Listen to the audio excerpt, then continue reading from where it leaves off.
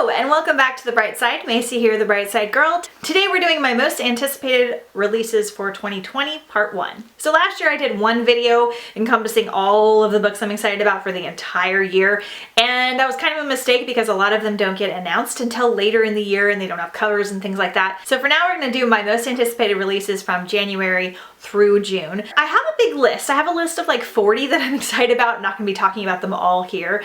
But unfortunately, a lot of the series that I was most excited about ended last year, like Renegades and Scythe and Arch Enemy and Three Dark Crowns and things like that. I don't have a ton that I'm excited about because of reading the other books in the series. Most of these are just like hyped up or I just like the synopsis. So without further ado, we're just gonna get started. So we're starting off in January. And for January, I have A Heart So Fierce and Broken. I haven't read A Curse So Dark and Lonely, but I own it, and it's one of my most prioritized books for the new year. It's a Beauty and the Beast retelling. I just have a feeling I'm gonna love it. Everybody I know that has similar reading taste to me really enjoyed it, and I love Beauty and the Beast retellings.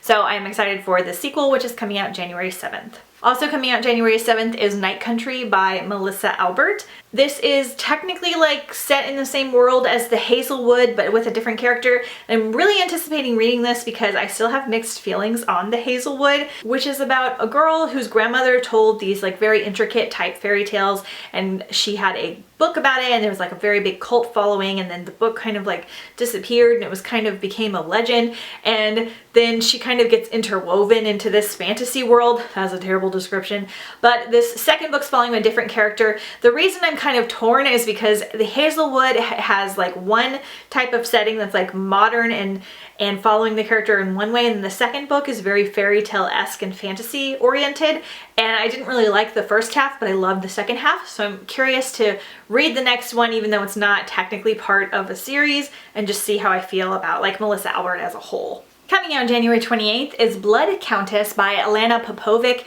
I don't think this is a debut, but I'm not entirely sure. We're following Anna in the 17th century, and she is a servant to a countess, and the countess kind of takes her under her wings and grooms her, and then she kind of discovers that maybe this lady isn't who she thinks she is. But it's giving me kind of like Dracula vibes, and there's like murder and mystery and stuff like that, and for some reason I'm excited about it. Okay, so coming out in February 4th, we have All the Stars and Teeth. So it's set in a castle, and there is a mermaid seeking vengeance. I don't really care. There's a mermaid in it. I need this book ASAP. Coming out February 25th, I believe, is Red Hood by Elena K. Arnold. So this is a Red Riding Hood retelling, I think set in modern times. And I read my first little Red Riding Hood retelling this year, and I really enjoyed it. And I always have retellings on this list. They're like my high priority because I just want to read all of them. So yay. Okay, skipping on to March. Coming out March 3rd is Chain of Gold by Cassandra Clare. I do need to get caught up with like Lord of Shadows and Queen of Air and Darkness and Ghost of the Shadowhunters Market and all that kind of stuff before I get to this, but I am full bore into the Cassandra Clare world now, so I'm excited for any of her releases. I definitely won't get to this in March, but I'm still excited about it, and it's beautiful. So also coming out March 3rd is The Vanishing Deep by Astrid Schuldt. This one's real interesting. It's kind of like sci-fi mermaids. So our main character is like born in the water, and then waves destroy like her planet. I don't know if there's mermaids or not, but it seems really mermaidy, and I still like that water-esque sci-fi element to it, so I'm excited to see what this one's all about. And then coming out March 31st is Imagine Me by Tahara Mafi, which is one of my favorite series ever. I'm so excited for this. I think this is the conclusion to the second part of the series, and I'm really excited to see where the story winds up. And just be back with some of my favorite characters. There were actually no new releases that I wanted to talk about in April, so we're going to skip on to May. Coming out May 5th is Aurora Burning by Amy Kaufman and Jay Kristoff.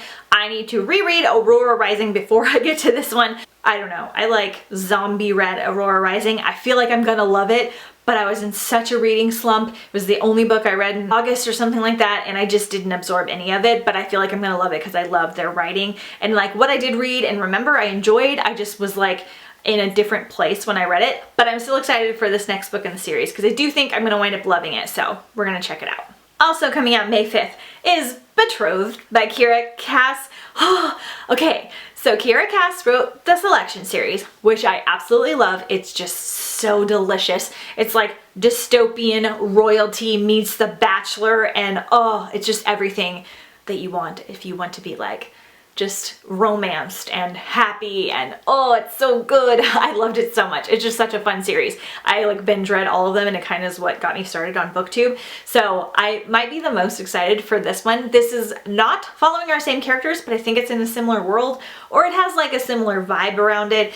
She also wrote The Siren, which I really enjoyed. It's a mermaid book as well. I just love Kira Cass. She's one of my favorite writers, and I follow her on Instagram. She's really cute and fun. So really pumped for this one especially. Speaking of favorite authors who are coming back from, not the dead, but like coming back from something, is The Ballad of Songbirds by Suzanne Collins. So this is a new book in the Hunger Games trilogy series now.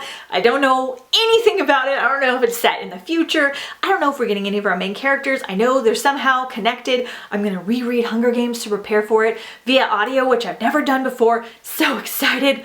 Oh, I can't wait. I hope it's amazing.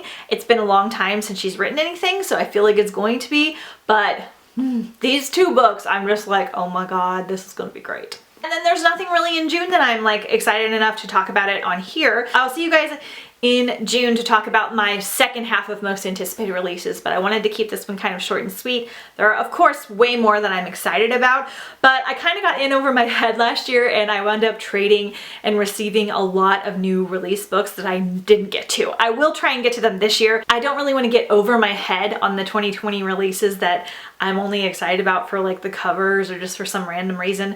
I kind of want to wait and see how things go.